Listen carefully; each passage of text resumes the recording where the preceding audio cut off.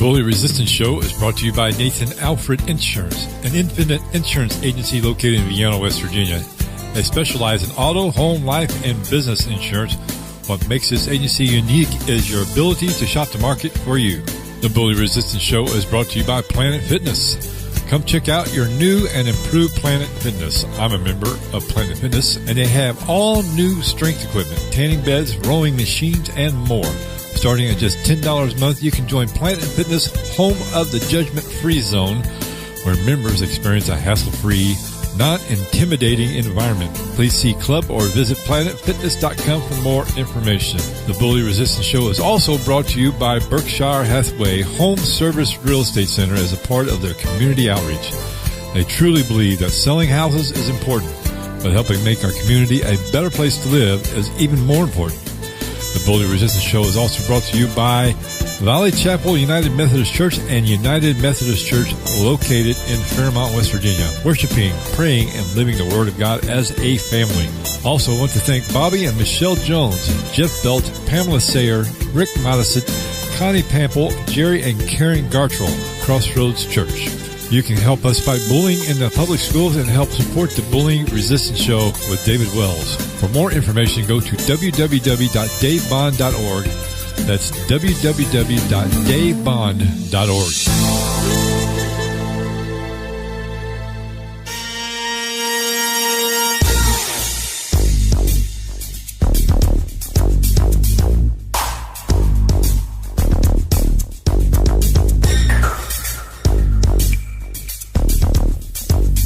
Welcome, everyone, to the Bully Resistance Show with David Wells, nationally known smooth jazz artist, CEO and co-founder of the Chocolate Jazz Foundation, and the co-host of a 2-hour syndicated radio program called Chocolate Jazz Radio.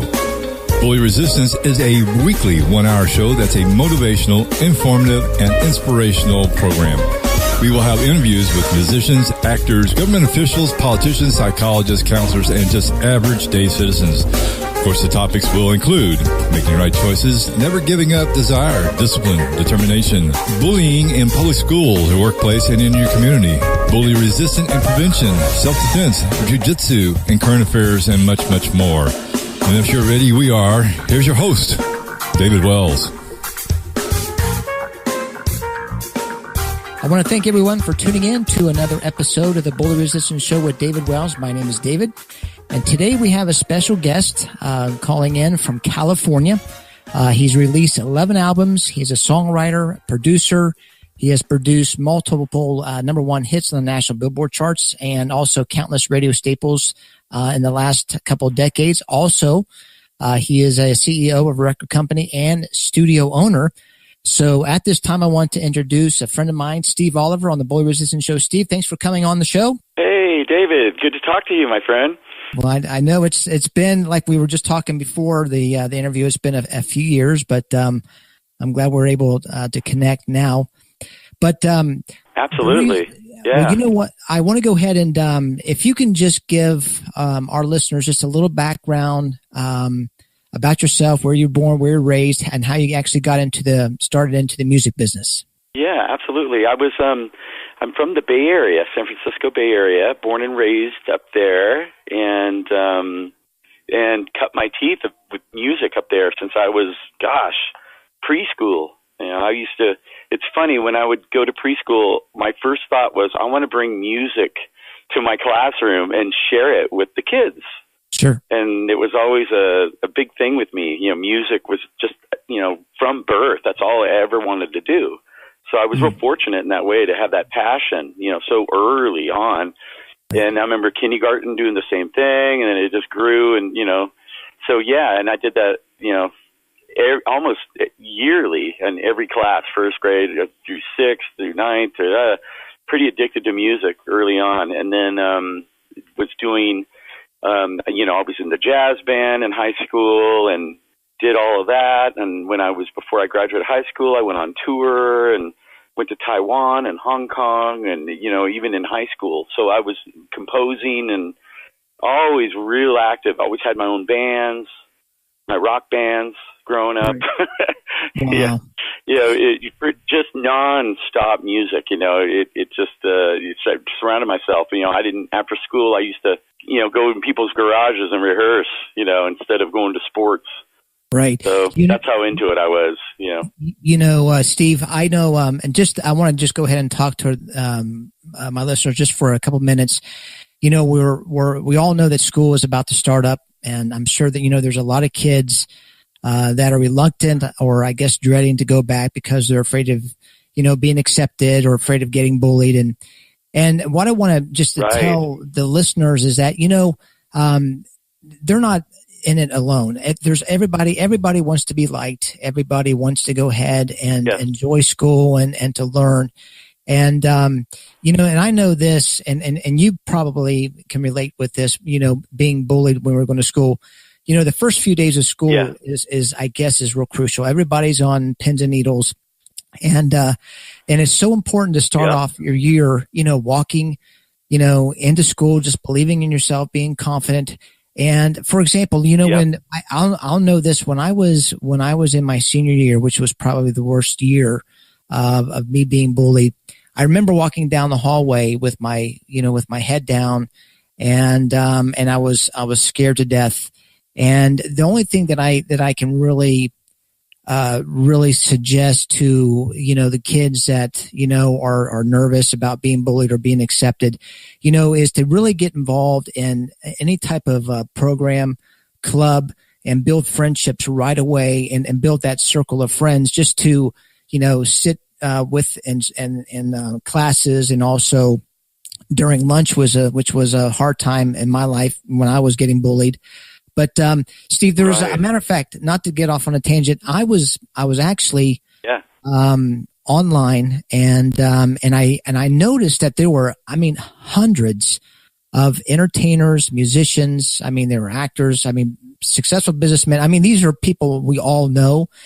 And there was just to mention a few, and I'm not for sure if you recognize these, but they're from actresses to musicians. But Megan Fox, she was bullied in high school because just the way she looked. Christian Bale, who was the Batman for the Batman character for the movie.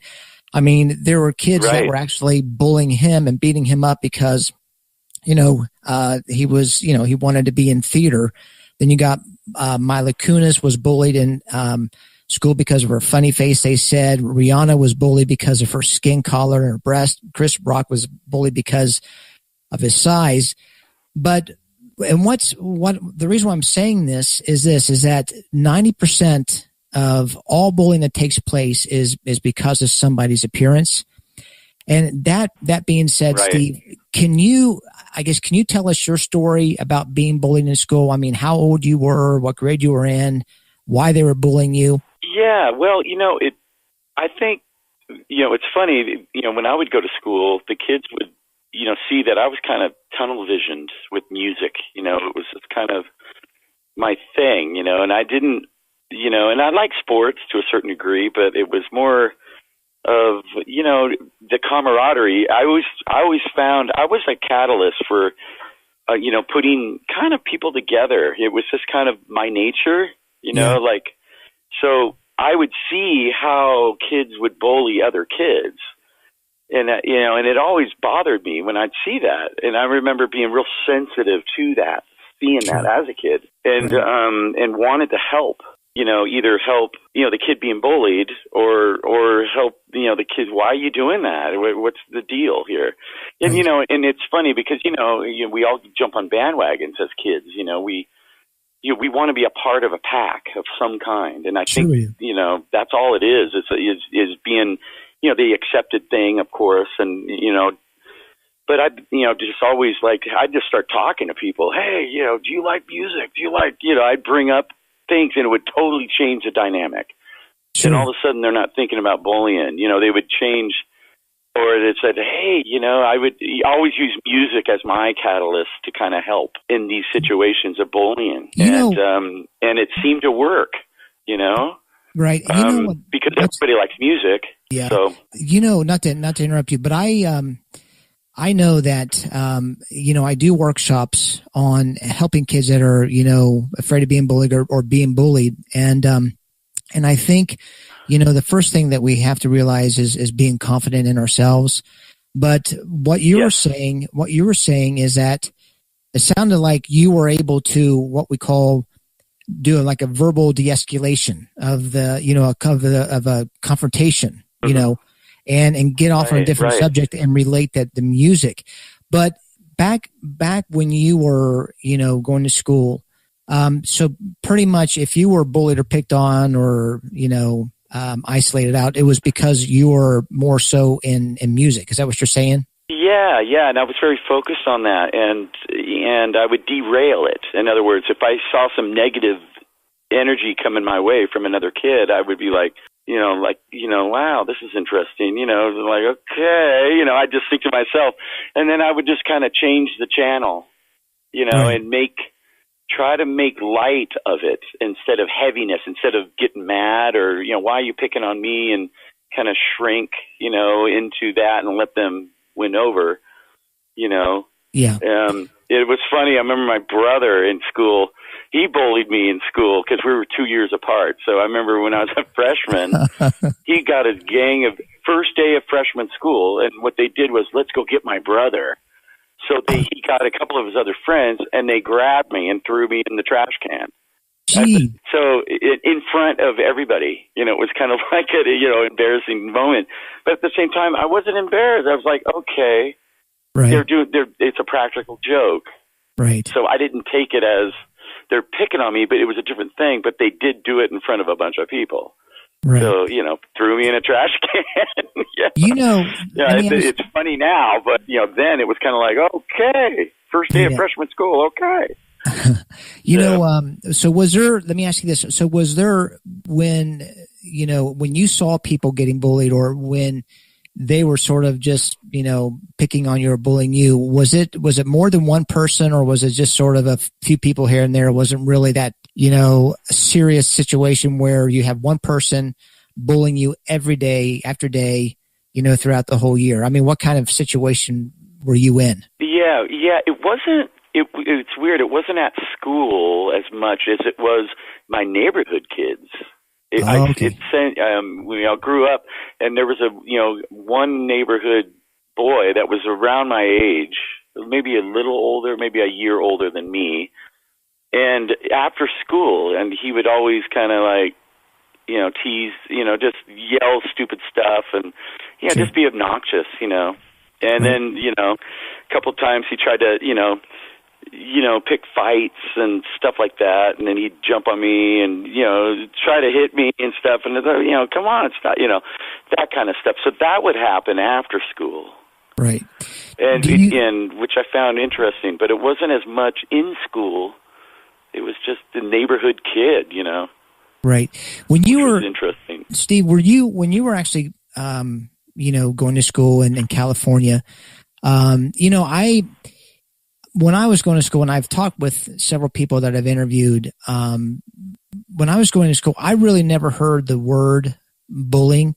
It was more teasing or picking on you, or right. And it seems like it's just being labeled now, and it's just being the media is right in our faces, and so we have to really identify it and come out with different policies and programs, everything else. But when you were going to school, did you? I mean, I know that you saw bullying, but was it more physical or verbal, or was it more social bullying that you saw in school or in your neighborhood? Yeah, I guess, that's a good question. I think it was more social. It was more verbal, so, social verbal, name calling, kind of stuff. It wasn't physical. I don't remember it being as physical. And right. I know it's changed, obviously, but yeah, let me ask you this. I don't mean to keep on interrupting you. I got all these questions, but no. Did when I guess when you were going to school and people might have been picking on you, were you the type of person that would actually let your parents know, hey mom, this guy's he's really getting under my skin, or did you pretty much, or did your friends know about it, or did you just keep it inside and just deal with the problem yourself? Yeah, I kept it to myself. I figured, I could handle this. I just felt, when those situations arises, I didn't really say anything to my family. And I think a lot of kids do that, I don't know, don't get me wrong, but, I sensed that, Right. Unless it really got out of hand, of course, or unless a teacher saw, something going on between two kids or whatever, then they'll report it to the parents. But that used to happen. The teachers would, actually talk to the parents. But no, I just kept it to myself. I was actually, I saw this statistic online, and it said that 85 or 90% of all bullying that takes place, there's no intervention. There's no one stepping in. And I initially thought that, when I first saw that statistic, that 85% of all bullying, nothing's happening. Teachers aren't, my first thought was, okay, the teachers aren't intervening. They're not protecting the kids that are being bullied. Obviously the parents aren't stepping in like they should be as parents. But what I'm finding out as I continue to do this podcast and I interview kids that have been bullied is like what you were saying, is that they're not letting the teachers know like they should. They're not letting the principals know. They're not letting the parents know. And so it's really they're taking matters in their own hands, and which is really it's not a healthy thing, and it's not a non-healthy thing. Right. But when it gets to a point, when it gets real bad, because I've had parents come to me and say, "Listen, Dave, I don't know what to do. I've actually gone to the teacher. I've gone to the parents where their kids are doing the bullying. They're not doing anything about it. I don't know if I need to press charges, against the parents or against the school." And so it is a big problem. I guess my question to you is that, do you feel that kids need to probably let the teachers know, or do you feel like they just need to deal with themselves, or is it just a normal phase that all the kids go through? I mean, what's your thoughts on that? Yeah, I think that the kids should definitely tell the teachers, because that that's what they're partially there for, really. I mean, they're not going to not respond to that if a child or a kid is saying, "Hey, I'm not feeling comfortable," Right. blah blah blah, and I believe in talking about it is the best way to do it. Right. Principal, teacher, even usually some schools have assistant teachers that are there too. And actually, I was I helped in a school with music, and at one time, this is a long time ago, I was, quite young, and I worked with kids. So, and I used to, do sports and stuff with them, dedicate my time to it. Right. So I really saw how they interact, and if bullying started, I would be right on it.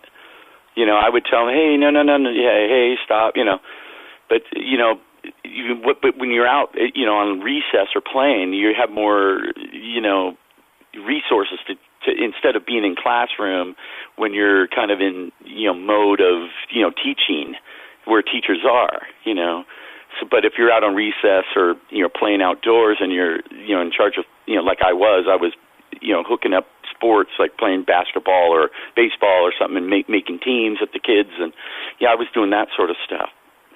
So, and I would see, of course, there's bullying going on all the time. I would just put a stop to it if I saw it, as a kind of being in a teacher role, and I was 18 doing this, when and I enjoyed it. It was a lot of fun to do. I did music with them too, with the kids.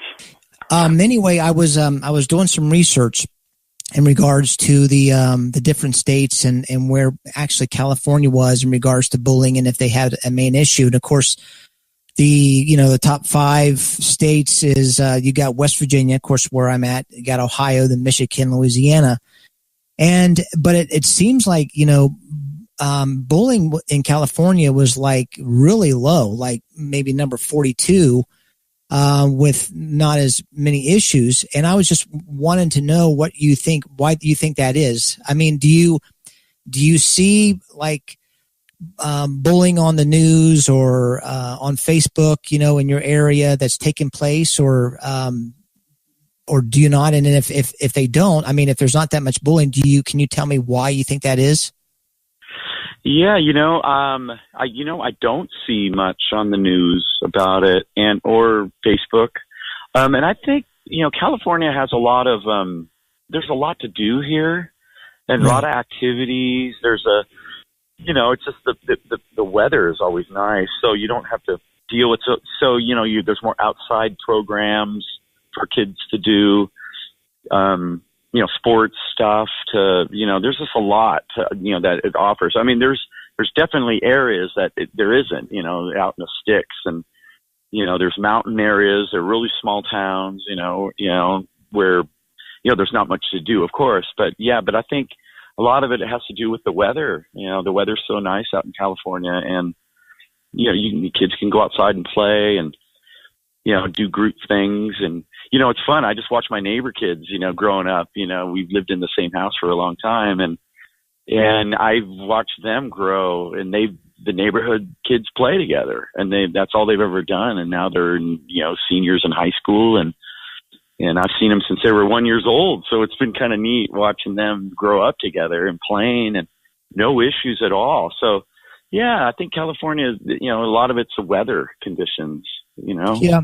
I think there's a lot of truth behind that. I think when you get into, smaller towns where there's not much to do, you're more likely to get in trouble and get involved in the wrong crowd, and right. that's just the nature of the beast. But one type of bullying I want to talk with you about just real briefly, and especially being in the entertainment business, is social bullying. And right. we've been hearing, I don't know about you, but we've been hearing about all these allegations of these major movie producers, and social bullying is for those who don't know, or just to go a little bit more detail, it's when you're actually, there's different, types, but it's when you're lying about another person, or you're spreading gossip or rumors.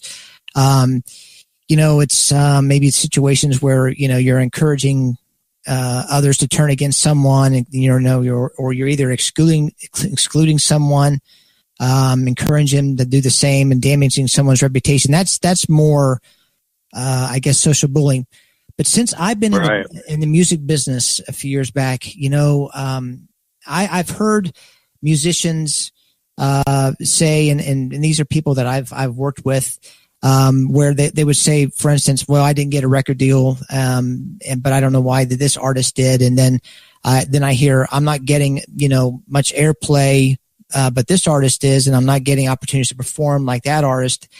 But what I hear them saying, it's politics. And I guess my question to you, because I know, we've talked in the past a few years back, but do you feel that since you've started in the music business, has there been times when you felt, I guess, you were being pushed aside, not necessarily being socially bullied, because I think it's too harsh. Sure. But because of your, especially within the genre that you're in, quote, smooth jazz, but see, with you sing and you play and you produce and everything else. So there's, you're more gifted and talented than most smooth jazz artists. But have you felt that way since you've been in the music business? Oh yeah, of course. I've had issues with other artists didn't want me on the bill. They just flat out told their managers, no, I don't want Steve on the bill. I don't want him, okay. And then you just take it as it is, I look at it as like, wow, that's, it kind of shows the insecurity of the artist to me. Right.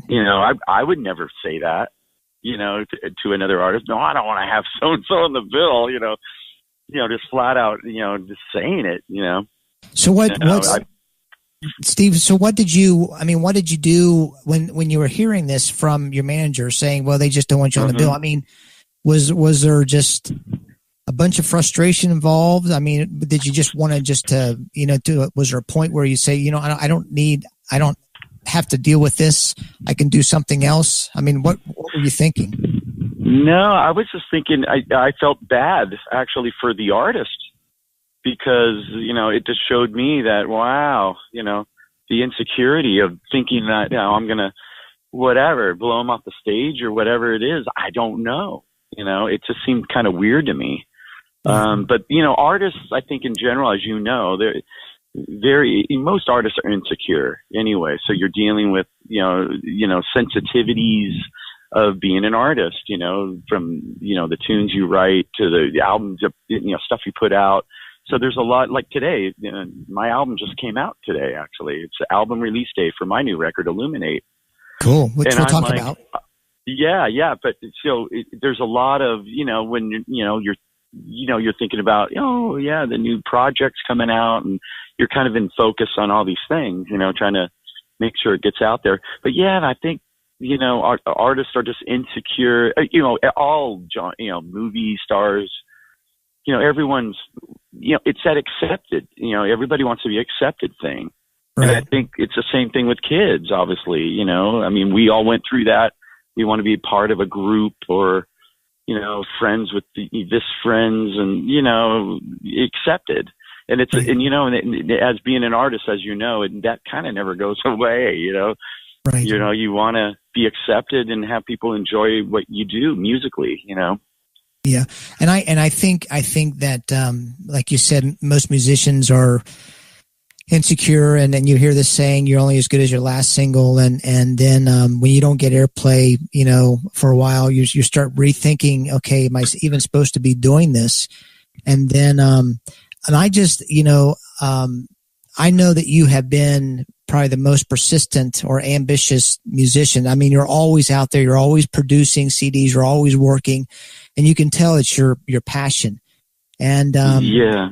But but it's just one of those things. Let me ask you this. It seems like getting back more into the music industry. Yes. It seems like the music industry hasn't really stopped revolving since I'm thinking maybe, I don't know, 1998, 1999 or 2001. When the music was made available online digitally, they got the iPods. Right. Okay. And since then I've seen, so many musicians over the years just reinvent themselves, just trying to change things up so they continue to be a full-time musician or be in the music business. But sure. Since that time, since the changes started, especially with the online and digitally, downloading, have you made really any changes in your music career to continue what you love? I mean, what I'm saying is that, before that all happened, were you doing more live shows, selling CDs? And then when, you got the digital online stuff, did you go to more studio work? I mean, did you change your career much as a musician? Well, I always grew. I always found new things I wanted to do, actually, because I do a lot of shows per year, and I love it. And I love, because, the live shows, complement the studio work, because, that's why I like doing both. Sure. And it actually, I would say, because I've had hits and Billboard hits, more artists were coming to me for songs. So it kind of happened with me, not really pushing it, but just organically, because I'm so addicted to music that I love working with, all artists. I do R&B, vocalist. I do, a lot of different genres besides just smooth jazz. So, sure. So it kind of blossomed into the producing and songwriting and studio work kind of blossomed on its own because of the success of the solo career. Sure. And it kind of fed that, and I kept working at that. I just did Brian Simpson's last 2 albums, and great keyboard player, and he's number 1 right now on iTunes in the sales chart, and I wrote 6 of the tunes on the record. Wow. So it's just, it's just weird how things work out, and again, I do talk to artists when I'm at festivals, too. I say, hey, are you looking for material? Sometimes I'll just bring it up, And, oh, yeah. And then it hits them that, oh, let's do something, let's do a tune or something for your next project. So, I do kind of, because I love it, Sure. And that's really where it comes from. Well, I think that's awesome. Well, Steve, hey, real quick, if you don't mind, I want to go ahead and just take a few minutes and recognize the sponsors and also let the listeners know how they can actually help the Bully Resistance Show. That's next.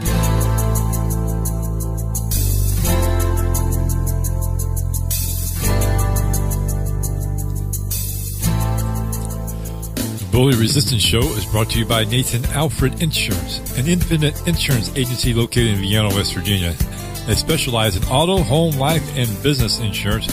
What makes this agency unique is your ability to shop the market for you. The Bully Resistance Show is brought to you by Planet Fitness.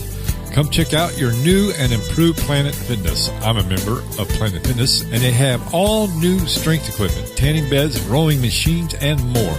Starting at just $10 a month, you can join Planet Fitness, home of the judgment-free zone, where members experience a hassle-free, non-intimidating environment. Please see club or visit planetfitness.com for more information. The Bully Resistance Show is also brought to you by Berkshire Hathaway Home Service Real Estate Center as a part of their community outreach.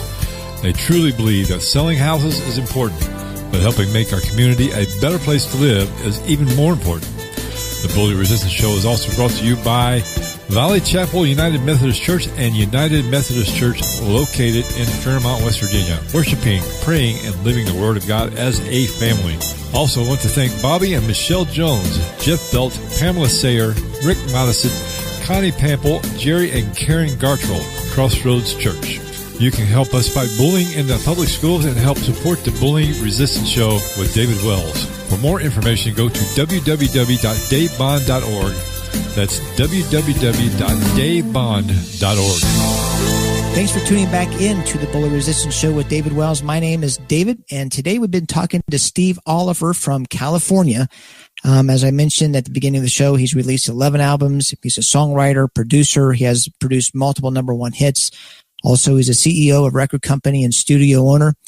And Steve, I want to change directions, and I want to talk about your new album, Illuminate. And I guess the first question I have, can you tell me actually what made you want to start this project?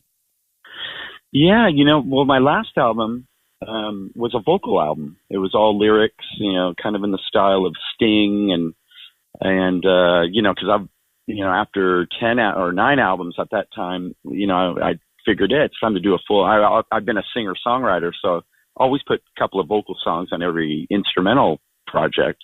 So I decided to focus on a vocal album. And so this album, I definitely knew I wanted to go back, and do my vocalese with my guitar playing and feature that and the compositions, and was real inspired by that. I'm a big fan of, guitarists like Pat Metheny, Chuck Loeb, Alan Holdsworth. In fact, I dedicated my new album to, we just lost, two of my favorite guitar players, Chuck Loeb this year and Alan Holdsworth. Wow. And they were friends. And so I was inspired by them, too, to do a guitar album and really, have really good compositions, some of it's smooth jazz, but it's very contemporary jazz too. It has kind of like a very, composition type, melodic, with arrangements on it, and great playing by all the guys on it. I got Nelson Rangel on it, Jimmy Haslip from the Yellow Jackets, and Bruce Hornsby, and he plays with all those guys, Joel Taylor on drums. So I got a cast of amazing musicians on it, and it just came out amazing. It's probably one of my favorite albums I've ever made, to tell you the truth. Wow. Let me ask you this. How did you actually hook up with Nelson Rangel? Yeah, Nelson, we did a show together last year on the East Coast, and we played one song together. And it was just, he was doing his whistling thing. He does this really sweet whistling song called Sonora. Mm-hmm. Yeah, and then he plays flute on it too. But he just, and it's just nylon guitar with his whistling and a real light tune. It was gorgeous. So we played that together without ever playing together before. Jeez. And he comes after the show and he goes, "Oh my God, you know, we need to be playing together." So actually we're doing some shows this year together. And then I just said, "Hey, I'm working on a new album. You know, I'd love to get you to play on a tune." So that's kind of how it worked, you know, from meeting Nelson last year. I mean, of course, I've always knew him and I was a fan. Mm-hmm. And so I got him to play sax on one song. And it's kind of more of the artsier tunes on the album because he's such an amazing player. Right. And, and a great guy. So in fact, next week I'm flying to Virginia. We're doing a show together and we're doing my songs and his songs and we're playing together. And I also did a short stint in 2015 with Acoustic Alchemy. I was in the band for a whole year. Filling in. Know that. Yeah, filling in for Greg Carmichael, the original guitarist. And he had a serious, his wife got really ill and couldn't do the tour. So I got a last minute call, and so I had to learn all the tunes in 2 weeks and then did a whole year with him. You know, I had to learn 13 tunes, memorize them. And then here we are at Seabreeze. Okay, here we go. As you know, being a musician, all the things we were put through as musicians, artists, and different things we get thrown at, and then we just adapt. And, I love that stuff, but So, but anyway, with Illuminate, this is definitely one of my favorite albums to make. It just flowed. Let me ask you this, Steve. So how long has it been since you released your last CD before Illuminate? I mean, was there like a year, 2 year, gap there, or did you just try to come out with a CD once a year? Yeah, I do the every 2 year, every year and a half kind of new album. I did 2016 was the Pictures and Frames album came out, the vocal album, and then today. It came out today, this Friday, and Illuminate. So it's been about, a year and a half, 2 years, generally. Okay. That's what I do. So let me ask you this. In regards to putting this whole CD together, especially the process and getting studio musicians, you as a radio producer and, you have your own label, it's so important that you pick solid musicians for that specific genre. But how do you go about getting musicians lined up to play on specific, tracks or CD projects? Yeah, well, I'm a fan of music, so I know, I've just been fans of a lot of different players and different musicians and different genres, from the singer-songwriter stuff. Like my last album, I had Vinnie Colaiuta play drums. I mean, he's Sting's drummer, Jeff Beck. He plays with everybody. And then Lee Sklar played bass. So I always look at the tunes and I go, I really want to work with so-and-so. So, for this particular song. But on the Illuminate album, I decided I wanted to keep guys I'd never played with before. And I've never used Jimmy Haslett before, but I've been a fan of him. And Joel Taylor on drums, who played with Al Di Meola and Alan Holdsworth and Chuck Loeb. And I mean, these guys play with so many amazing players, and I've been following their playing on so many recordings. So I just contact them and ask, hey, and they know, luckily they've heard of me, which is kind of nice. Right. But I just tell them, hey, I'm a fan. I would love to, they say, sure. So we work it out, and then I send them, I write everything. I write out my own material. So, I play everything too. When I'm recording, when I'm writing songs, I play everything, the drums, the bass, the keys, the guitars, the vocals, and just kind of lay it in a demo arrangement. And then I'll send that to the guys. And then they learn the stuff on their own, and then they come over to my studio and start recording. Wow. And it kind of goes really smooth. I mean, sometimes I'll write little, chord chart out for them if they need it or whatever, if the tune's real complex. But a lot of times they memorize it, just from the demos I send, and they come into my studio and they know the tune. It's like, oh my God. So I give them plenty of time to, to listen to it and learn the stuff before they come in and track it. And it sounds that way. I mean, they really did. They do their homework. Right. I want just to get on a really, there's a question that I wanted to ask you, and the reason why is because I do talk with, some musicians just doing what I'm doing, especially with the younger kids, and kids are in college, and they just, everybody has their gift and their talent that they want to do something with. And it could be music, it could be, being a doctor, it could be a teacher. I mean, it could be anything. But, since we're talking about being a musician, I know that musicians, we go through a lot of ups and downs. And I know you can relate with this, but I saw online, Steve, I might have mentioned this to you back in, a couple years ago, but musicians like ourselves, we get more rejection, they say, in a year than someone does in a lifetime. And when I'm saying rejection, it could be rejection of airplay, bookings, anything that deals with music, that they're not interested for one reason or not. And, when you get so much rejection, when you're thinking, well, maybe this is not even worth it. I guess what can you tell musicians to inspire them to keep following their dream, or to keep pursuing their dream as musicians, and not to get down and to quit? Oh, definitely. And when I produce, when I work with another artist, I always tell them this. I say, don't ever, get in, we're going to create, we're going to write tunes together, right? And so we get together.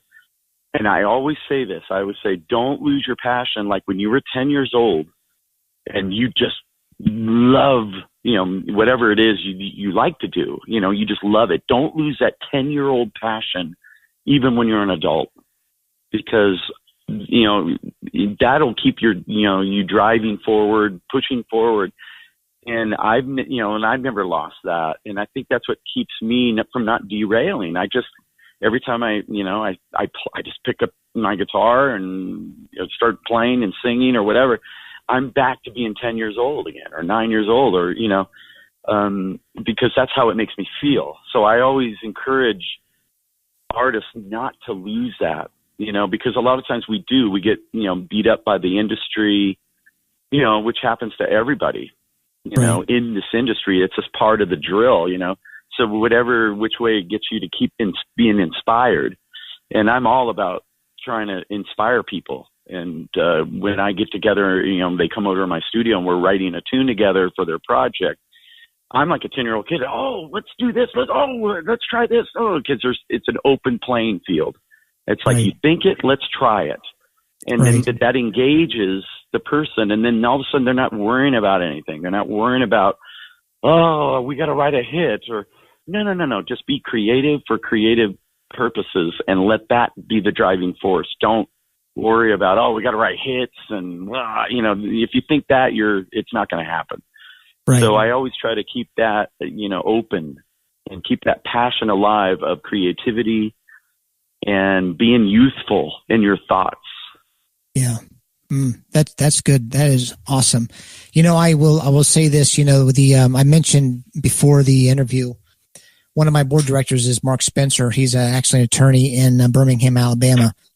And how it came about, it was that I was promoting the Nashville Urban Jazz Festival. He was promoting the Music City Jazz Festival, and we were working with Sharon Kay out of Nashville, and our events were like a month apart. And how it all came about, I was getting Julian Vaughn, I guess, on the ticket, and things was getting all scrambled up and everything else. Anyway, so that's how I met him, and he actually came on board. And he does maybe I'd say 4 or 5 major festivals in Atlanta that you've heard of. The Music City Jazz Festival. He's starting one in Memphis. The other one is in I think Missouri. And it's just really smooth jazz, and he's just doing a phenomenal job. So I would love to go ahead and present him to you, of course, but I have to be on that bill somehow to play at least 1 or 2 songs there. You know what I mean? So, let's play together. Okay. It's been too long since we played together. I remember we did that great show, Yeah, that's what I'm thinking. Hey, I want to, towards the end of the show, I usually ask some, what I call super questions, that I want you to go ahead and just, you can answer one word or a sentence or whatever. And then we'll just go ahead and wrap up the show. But before we do that, can you just tell us or tell the listeners how they can get in touch with you or how to listen to your music? I've been posting it on Facebook and on my Bully Resistant Show Facebook also, but if you can tell them too, that would help.